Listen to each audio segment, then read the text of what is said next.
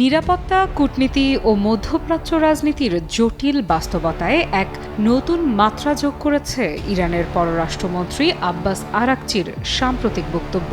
Russia টুডেকে দেয়া এক সাক্ষাৎকারে তিনি স্পষ্ট করে জানিয়েছেন, ইসরায়েল কখনোই ইরানকে আক্রমণ করতে পারেনি, ভবিষ্যতেও পারবে না। এই বক্তব্য শুধু ইরান ইসরায়েল সম্পর্কের দিক থেকেই নয়, বরং গোটা মধ্যপ্রাচ্যের ভূ রাজনৈতিক পরিস্থিতির ক্ষেত্রেই তাৎপর্যপূর্ণ।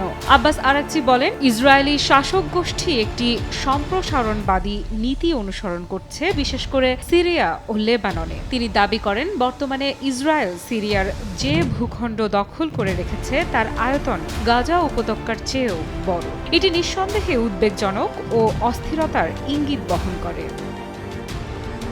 ইরান ও রাশিয়া এই দুই দেশই সিরিয়ার শান্তি, স্থিতিশীলতা ও ভৌগোলিক অখণ্ডতা রক্ষাকে অগ্রাধিকার দিচ্ছে বলে মন্তব্য করেন তিনি। তার মতে, একটি শান্তিপূর্ণ ও সুষ্ঠু সিরিয়া গোটা অঞ্চলের জন্যই অত্যন্ত গুরুত্বপূর্ণ। সাক্ষাৎকারে তিনি জানান, বর্তমানে ইরানের সঙ্গে সিরিয়ার সরকারের কোনো কূটনৈতিক সম্পর্ক নেই এবং দ্রুত সে ধরনের সম্পর্ক স্থাপনের প্রয়োজনও তারা অনুভব করছে না। তবে তিনি এও বলেন, ইরান কখনো নতুন সিরিয়ান সরকারের বিরুদ্ধে অবস্থান নেয়নি, বরং যদি কখনো সাহায্যের জন্য ডাকা হয় ইরান প্রস্তুত থাকবে।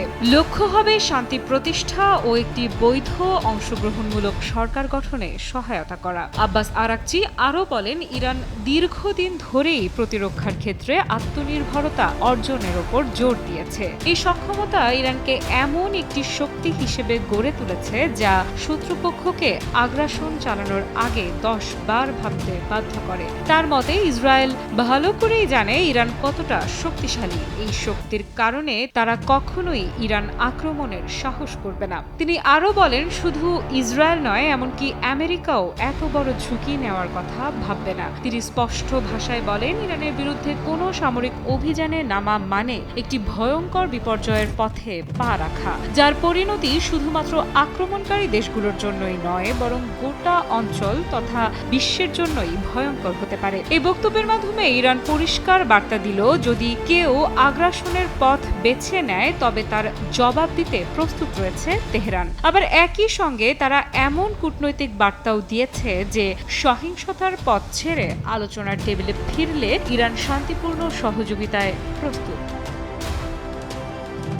প্রাণ সসের মাখামাখি টেস্ট নুডলসকে করে তোলে আরো ইয়ামি, আরো জোস। প্রাণ সসের আসলে আরাকচির বক্তব্য শুধু প্রতিরক্ষা বা হুমকি পাল্টা হুমকির মধ্যেই সীমাবদ্ধ নয়, এটি এক ধরনের কৌশলগত বার্তা, যা আঞ্চলিক মিত্র ও প্রতিপক্ষ উভয় পক্ষকেই উদ্দেশ্য করে বলা। এখানে স্পষ্ট যে ইরান যুদ্ধ চায় না, কিন্তু যুদ্ধ চাপিয়ে দেয়া হলে তারা পিছু হটবে না। এই ধরনের অবস্থান মধ্যপ্রাচ্যের দীর্ঘস্থায়ী জটিলতার মধ্যে এক গভীর বাস্তবতা তুলে ধরে, যেখানে প্রতিটি দেশ তার কৌশলগত অবস্থান রক্ষায় সচেষ্ট, আবার একই সঙ্গে শান্তির সম্ভাবনাও রাখতে চায় উন্মুক্ত। আর ঠিক এখানেই ইরান, রাশিয়া, সিরিয়া, ইসরায়েল ও আমেরিকার কূটনৈতিক চালের হিসেব নিকেশটা সবচেয়ে জটিল ও স্পর্শকাতর। তাই বলা যায়, আব্বাস আরাকচির এই বক্তব্য শুধুই একটি প্রতিক্রিয়া নয়, এটি একদিক দিয়ে আগামী দিনের ভূ রাজনৈতিক গতিপথের সম্ভাব্য দিক নির্দেশনাও বটে। আফরিদা ইফরাত, নিউজ 24।